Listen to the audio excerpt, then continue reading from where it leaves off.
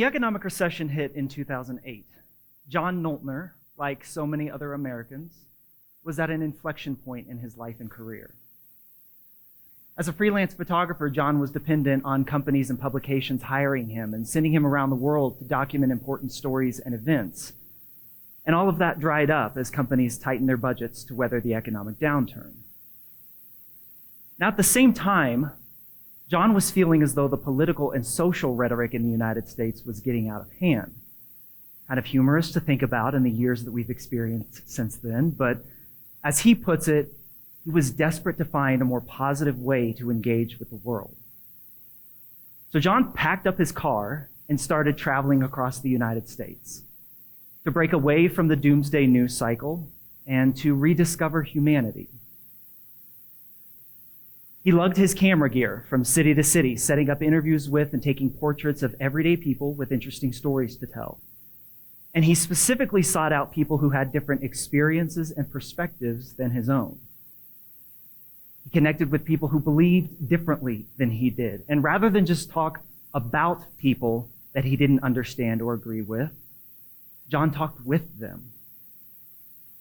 Now, as an independent journalist and podcaster myself, I have spent hundreds of hours interviewing people from all walks of life to uncover answers to a big question that I have. Is it possible for us to find common ground, despite how divided we appear to be on so many issues as a society? And when I had John on my podcast, the follow-up question, I asked him, John, what motivated you to set out on this journey to collect people's stories? And he told me that when we see work that needs to be done, we don't have to wait on some institution or some political leader or some other person to get the job done for us. We can just sort of roll up our sleeves and do the work ourselves. And the work that needed to be done, in the mind of this self-proclaimed hippie who was probably born a little too late, was making and creating peace. Now, eventually, John packaged his stories and portraits into a traveling roadshow, going to conferences and universities to reveal the perspectives of the people that he had connected with. He called his art a piece of my mind, and he documented all of it in his book, Portraits of Peace, Searching for Hope in a Divided America.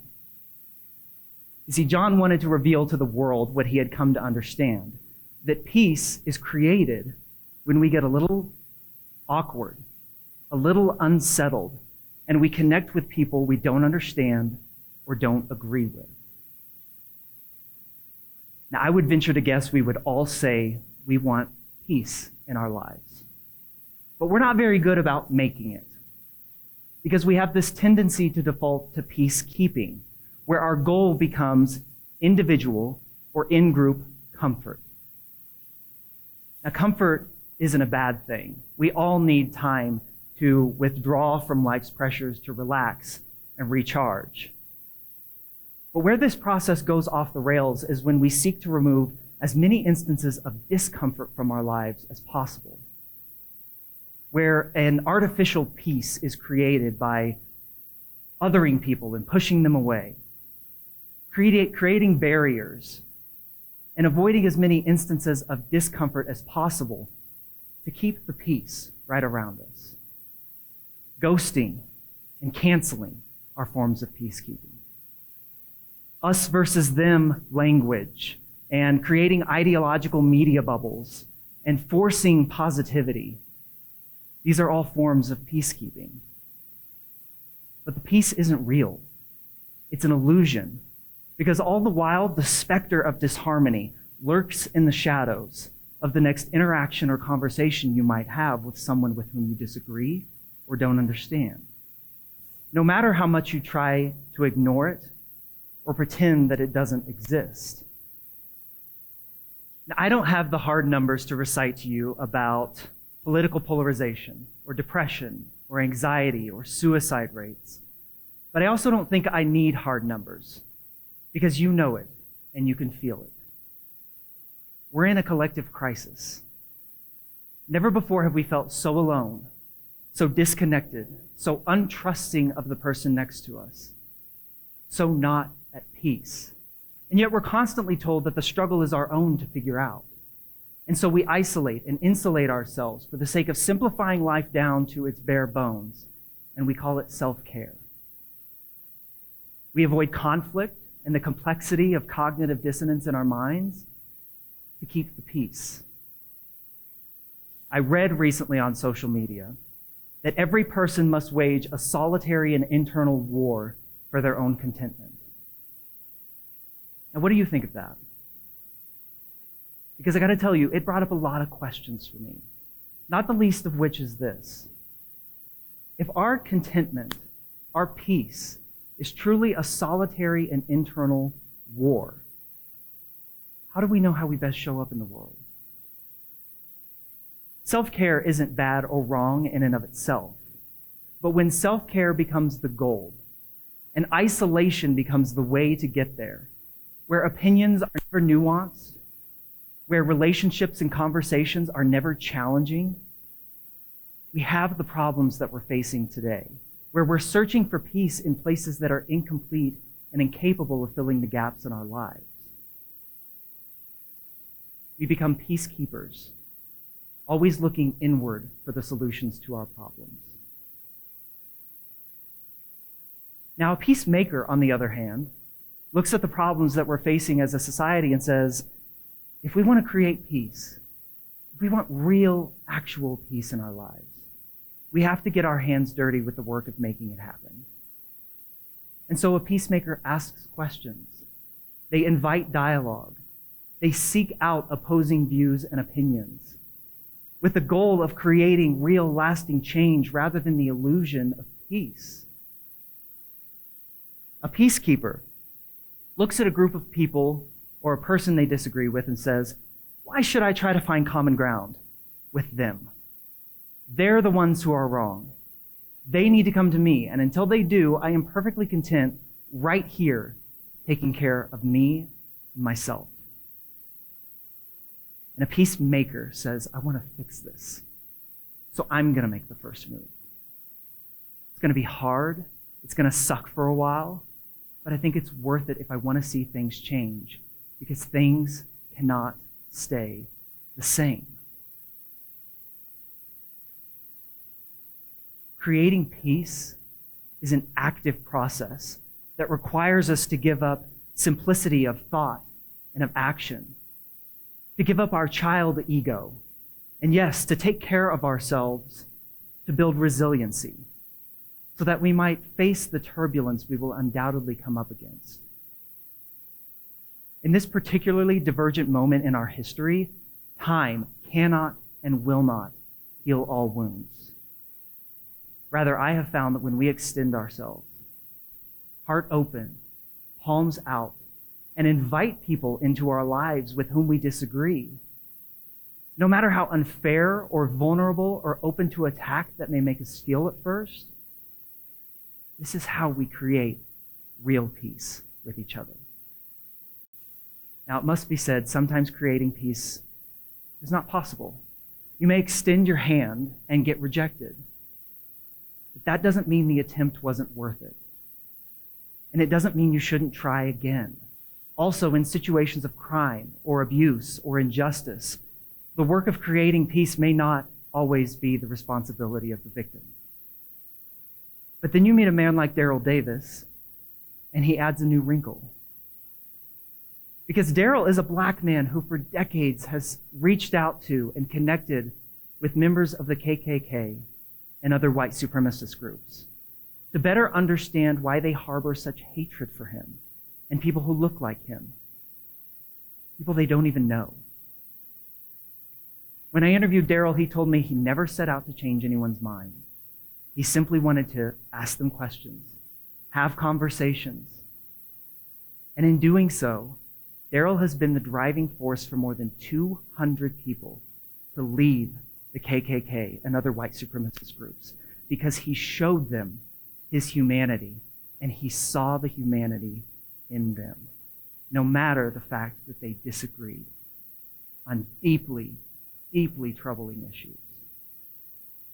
And when I had Daryl on my podcast, he posed the question, if a black man like him can attend a KKK rally and stand in that discomfort with the goal of bringing about a little bit more peace and understanding in the world, what is stopping anyone else from leaning into uncomfortable situations? To create peace, you don't have to do something grandiose like get in your car and drive across the country like John Knoltner, or attend a conversation or a dinner with a KKK grand wizard like Daryl Davis. I found that one of the best ways to begin moving this process forward in your life, is to ask more questions. First, of yourself and what it is that you actually believe and how you came to those beliefs based on your life experience. Then asking questions about others, getting curious in your mind about how someone else's lived experience could cause them to see the world a little bit differently than you. And finally, asking questions of others, seeking out another human being to bring about more full understanding. Justine Lee, the executive director of an organization called Living Room Conversations, told me when I interviewed her that she likes to practice what she calls radical empathy. It's where you take an idea that you deeply oppose and you state that idea out loud as if it were your own. Wildly uncomfortable, yet a fantastic way to begin to understand another human being. I interviewed Monica Guzman, the author of the book, I Never Thought of It That Way. And she reiterated something to me that she said in her TEDx talk, that people who are underrepresented in your life will be overrepresented in your mind. And I experienced this with a man named Andy Norman. Andy is a philosopher and an atheist, and I am a lifelong Christian. I wanted to interview Andy about his work in the field of what he calls cognitive or mental immunology, the idea that we can inoculate our minds against bad ideas. And as an atheist, Andy believes that faith in God is one of those bad ideas we must immunize ourselves against. In my preparation for the interview with Andy, I read his book, and I got mad, I got angry, I got offended, I lost sleep, because I did what we so often do when we disagree with someone. I withdrew and created this entire conversation in my head, pitting Andy as the enemy and I as the hero. I got so worked up in my mind that several times I sat down to my keyboard at my computer to type up an email to cancel the interview with Andy, because I didn't want to do it, because it was going to be too hard and too uncomfortable, and I wanted to keep the peace. But each time I backed myself away from the computer and I told myself, you have to do this interview. And I did. Andy and I had a wonderful and challenging conversation about what constitutes a good and a bad idea. Who determines what is a bad idea? And what role faith plays in that determination. We took turns asking each other questions and sharing our perspectives. And when the interview was over, Andy and I both agreed that we had each developed a deep sense of respect for each other, despite the fact that we still disagreed on the issue of faith. Andy even told me that our conversation gave him hope. And I have no idea what he meant by that. But I do know that my mind was finally at peace, because I could finally tell the little voice in my head, you see, it's not as bad as you think. Creating peace occurs when we get uncomfortable, when we discuss tough questions about life and admit that none of us have all the answers. If you believe that your thoughts and ideas and opinions are infallible and without question, you may be operating as a peacekeeper. But if there are things that you can admit that you could be wrong about, and then you go and seek out answers to what those things might be, that's a peacemaker's mindset. The work of creating peace is not work that must all be our own for our own benefit. I reject this isolationist notion, and I invite you to do the same. Because as South African theologian Desmond Tutu once said, If you want to create peace, you don't talk with your friends, talk with your enemies. Peace is not solitary, and peace is certainly not a war. Peace is a commitment to uncommon connections that create new paths forward for all of us. So would you please join me in working to create a little more peace? Thank you very much. Thank you.